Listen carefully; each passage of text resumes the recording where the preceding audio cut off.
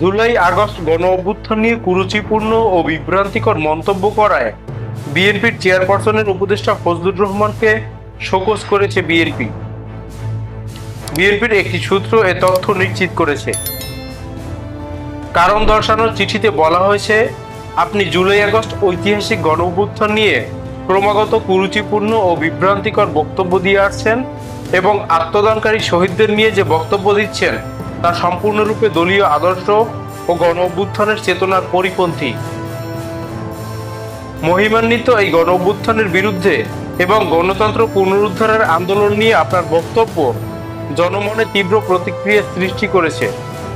আপনার বক্তব্য দলের সুনাম ক্ষুণ্ণ করার সুপরিকল্পিত চক্রান্তের প্রয়াস বলে অনেকেই মনে করে।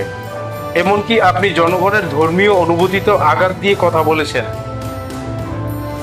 জুলাই আগস্ট গণ অভ্যুত্থানে বিএনপির 4.5 অধিক নেতাকর্মী সহ ছাত্র জনতার প্রায় 1,500-এর অধিক মানুষ শহীদ হয়েছেন এবং 30,000-এরও অধিক মানুষ গুরুতর আহত হয়েছেন।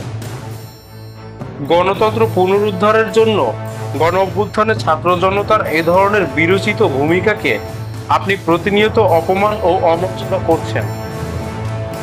সুতরাং এ ধরনের উদ্ভট ও শৃঙ্খলা পরিপন্থী বক্তব্যের কারণে কেন আপনার বিরুদ্ধে সাংগঠনিক ব্যবস্থা গ্রহণ করা হবে না তার যথাযথ কারণ দর্শিয়ে আগামী 24 ঘন্টার মধ্যে একটি লিখিত জবাব দলের নয়াপল্টন কেন্দ্রীয় কার্যালয়ে জমা দেওয়ার জন্য আপনাকে নির্দেশ প্রদান করা হলো।